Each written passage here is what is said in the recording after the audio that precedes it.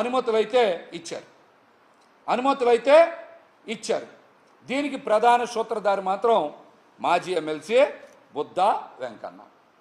అమ్మవారి ఆలయంలో అధికారుల్ని బ్లాక్మెయిల్ చేస్తూ బెదిరిస్తూ ఇది మా టీడీపీ జనసేన బీజేపీ ప్రభుత్వం అని, మేము చెప్పిందే మీరు వినాలని,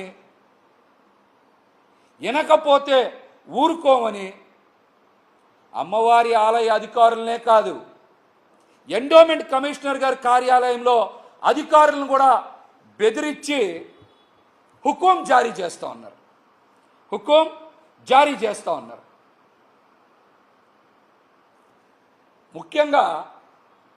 ముఖ్యంగా ఆలయ అధికారులు కూడా ఒక మాట చెప్పాలి.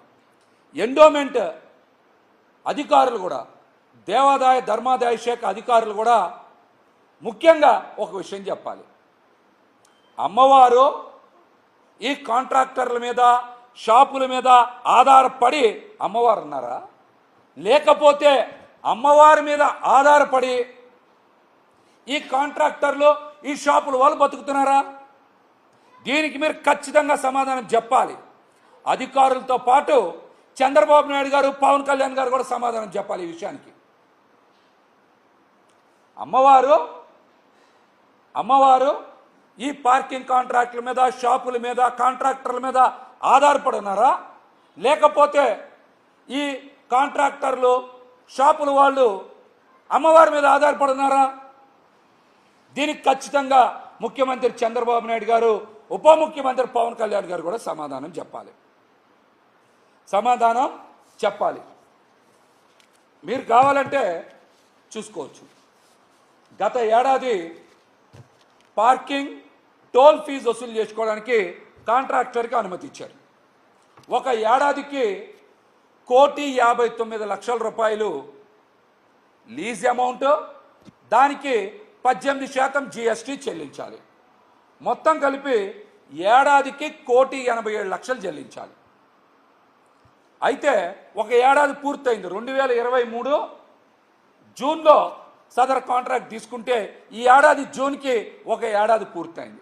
అప్పటి వరకు డబ్బులు ఎంతవరకు చెల్లించారు, ఎంత బకాయి పడ్డారు అన్నది ఆలయ అధికారులు చెప్పాలి. కానీ ఒక ఏడాదే పూర్తయింది.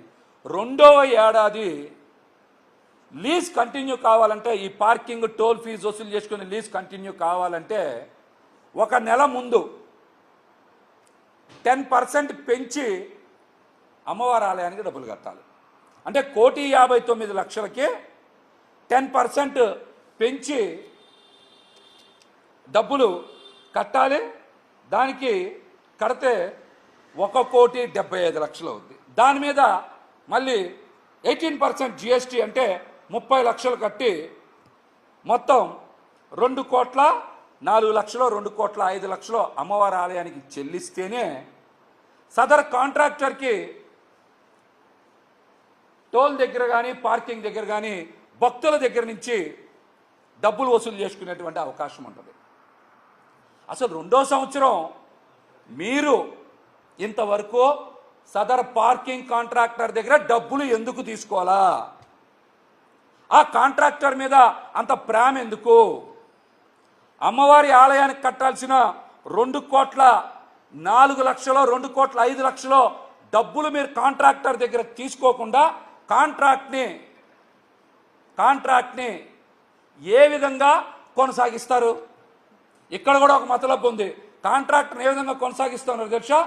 6 నెలల పాటంట ఉచితంగా సదర్ కాంట్రాక్టు భక్తుల దగ్గర నుంచి డబ్బులు కొట్టేయడానికి ఇలా అధికారిక ఉత్తర్వులు జారీ చేశారు. ఏంటి మురళి గారు, రెండో సంవత్సరం డబ్బులు కట్టాలి, కట్టకుండా ఏం చేశారు? అతను 2,05,00,000 కట్టాల్సిన అవసరం లేదు. కట్టకుండా ఒక 6 నెలల పాటు, అంటే జూన్ నుంచి 6 నెలలు, June, July, August, September, October, November, ఈ 6 నెలల పాటు ఉచితంగా అమ్మవారి భక్తుల దగ్గర నుంచి డబ్బులు వసూలు చేసుకోవడానికి, డబ్బులు కొట్టేయడానికి అధికారికంగా ఉత్తర్వులు జారీ చేశారు. ఇది ఈఓ గారు రికమెండ్ చేస్తే ఎండోమెంట్ కమిషనర్ కూడా ఏం చేశారు? ఎండోమెంట్ కమిషనర్ కూడా దీనికి అధికారికంగా ఉత్తర్వులు జారీ చేశారు. ఎప్పుడో తెలుసా? 9/9/2024 అంటే ఒక 4 రోజుల కిందట 9/9/2024న ఈ కాగితాలన్నీ మీకు పెడతాను. ఇదిగోండి, ఎండోమెంట్ కార్యాలయానికి ఈఓ గారు రాసింది 18/6/2024న. అంటే ప్రభుత్వం మారంగానే వీళ్ళ దోపిడీకి శ్రీకారం చుట్టూ మొదలు పెట్టేశారు. ఇదేది నా సొంతంగా మాట్లాడట్లా, అన్ని ఆధారాలతో వాస్తవాలు మాట్లాడుతున్నా. 6 నెలల పాటు అమ్మవారి ఆలయంలో పార్కింగ్ కాంట్రాక్టర్ బుద్ధా వెంకన్న గారి బినామీ మహేషో ఎవరో ఉంది అతని